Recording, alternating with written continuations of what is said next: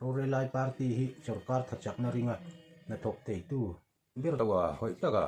khwale tui et ko to ka wot zia ka le chi banga ding ang khat taka en thei tu chuan independent hi ngai ka ria hei ka theina zong ne na khotlang mangai taka en kol turin ka in te a ruling kan ni angin kan khotlang tan thei to kan chua do na voin chu kan ti mai te ange hei kan ria tangin in thlang ram kan ni a tun tu ma po hian VC kan in thlang le do na in thlan boruak hian boruak akeng nem khop maya ma se pathian khongai na zara kan khotlang ani mo he zoram ani mo in thlan hi kan thiama in thlan chung changa hian har satna lian lutu tok lovin rilu thiang him takin kan in thlang thin ni ina hriata tun tu ma po hian tluang tak le fel fai taka kan in thlan le theina turin clear tu zong te du sak na sang ber ka hlan cheu ni tun tuma kan in thlan le tura po hian abik takin vote nei chuan vote thla ki tum vekila hei hi kan chan vo ania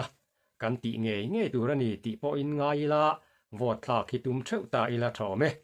chu ti rual chuan in thlan hian bo ruak hi anei ve hrim hrima kai noi le ken tel hi tam takaneya ma se then khatan chuan heng zong hi khotlang aniemo chung kwa aniemo mi mal po ni se boruak ti che thei zong boruak hi akeng tel ve hrim boka heng hi hriat tlak turani ti hian han soita ila du zong nei ngai nat zong nei lam trang nei mi hring kan ni a neutral kan han in ti thin tak na achu neutral hi chu a om thei lo ani po han ti ila sual om lowe achan chu ril ru nei kan nia ngai dan nei kan nia du zong nei kan nia a mi finga piang in an tilang lem lo ni ina hriata heng lai hi zir tham omin ka hria a mi pui tling ni na po ni ina hriat boka heng ang mi te hian a ngai nat le ngai san po an hlo thin le in ka hria boruak an ti thiang hlim le zual ni in ka hria thina tun tu ma po hian a khotlanga hruai tu atana kan du berle khotlang hruai tla ka kan ngai ber du kan om chuan chung ang chi chu kan thlang mayanga chung ang ani lo po in kan chung kwa atangin a in candidate an oma chu kan vote anga ya ni kan ti po in chu kan vote mayanga ani lo le a kan party atangin candidate an oma chu kan vote anga ya ni kan ti po in chung ang mi chu kan vote mayanga chu kan du thlan na ni a tu ma in min soi sel thiang lo ani a chung ang thil ni lem lo campaign na uchuak kan ti don nge ni kan in pum khat na le khotlang kan that jong na tu ti che thei tur hial khopa campaign ang chi te hi kan ti ngai lowa heng ang chi hi alomom thin khop maya tun truma kan in thlan le na tura po hian ril ru thiang hlim le hrisel taka kan in thlan le hi adu om bera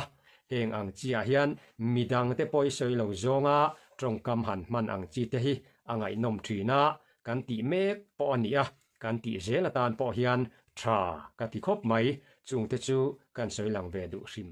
kan vlog ve hrim mai khola ya kan leng chua kanga enge khotlang bo ruak le mi pui ti te po hriat tumin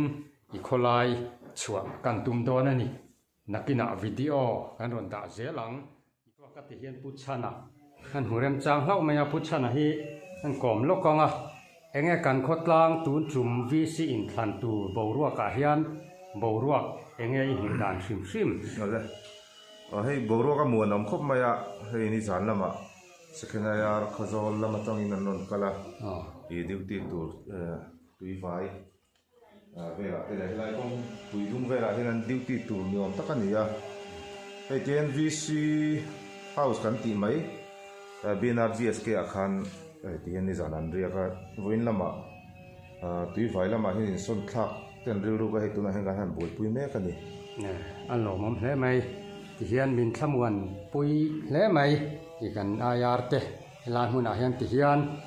an ron ria khup maya an fakom khop mai an chunga po lom thu kan soi tak meu chuak zela tuna hian e pi biaki tena ka oma ani hi VC a ain candidate ve dona ani hi hun rei lo te kan han kong velok don ani masa in pi biaki eng party a nge idina I soi mai theng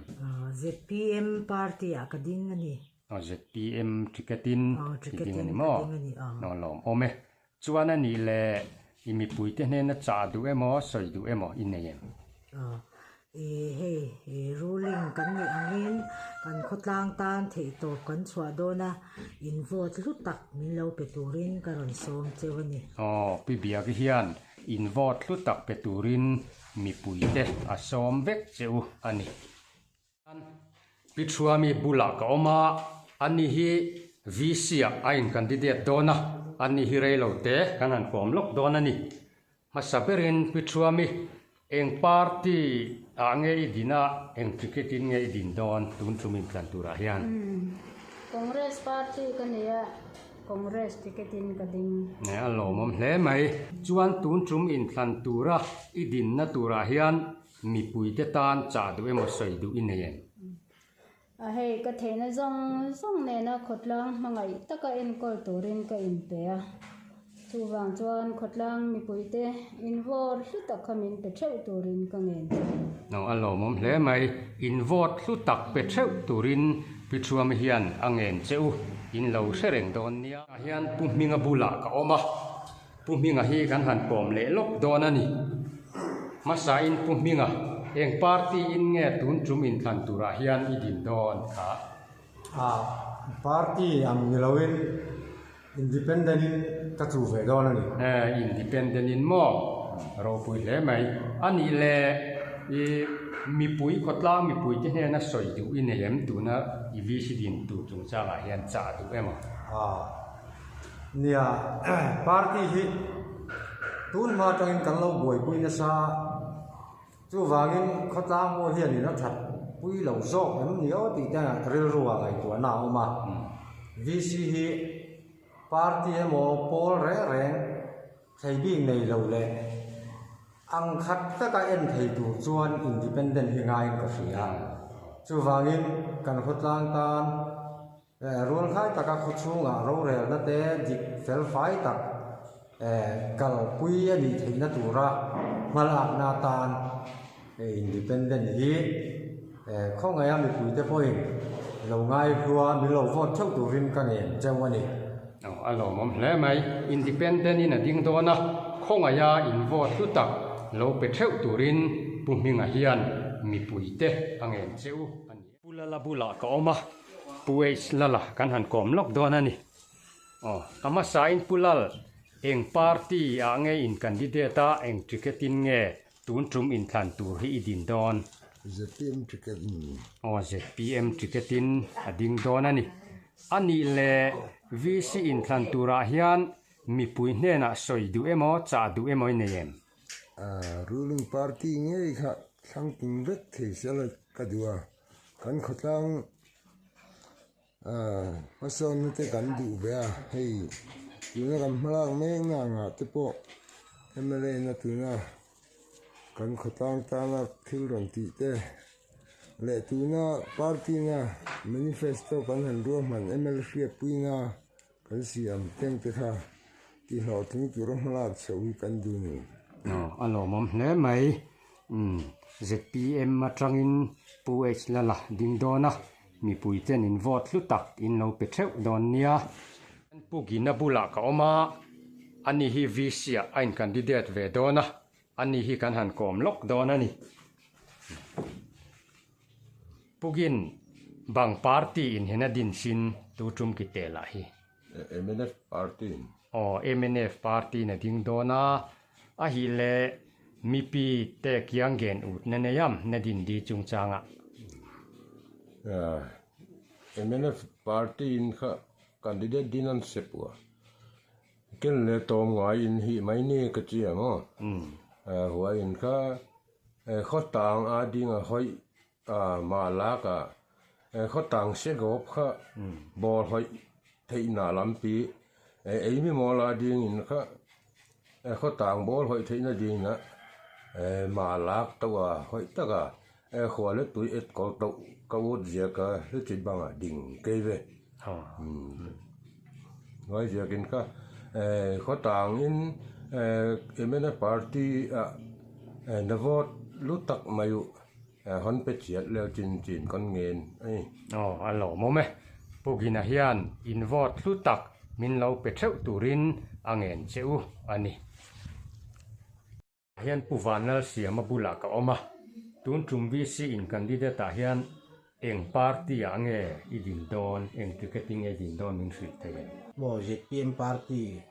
ticket tin an yang chu alo mo me ani le mi puite hne na soi du emo cha du emo ineem mi puite ne na ka cha du chu hei rural lai party kan nia rural lai party hi sarkar thachak na ringa na thok te tu ber tura mi pui point kan ngai arino ma chu wangin mi puite khan khongaya in vote hlutak min lo pe min lo vote thep turin ka cha du chewa ka som bok cheu ni e alo mo me pu siama hian vote theu turin a som vek cheu ani